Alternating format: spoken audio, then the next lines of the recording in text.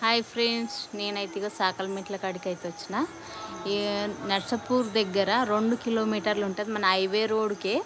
ఇక్కడ left side మనం పోతుంటే వస్తుంది. మీరు ఎప్పుడన్నా పోయినోళ్ళు చూసి రండి, బాగుంటుంది ఫ్రెండ్స్. ఒకసారి మీరు వెళ్ళి టెంపుల్ దగ్గరికి అయితే వెళ్ళి చూడండి. హనుమాన్ల గుడి ఉంటుంది ఆడైతే.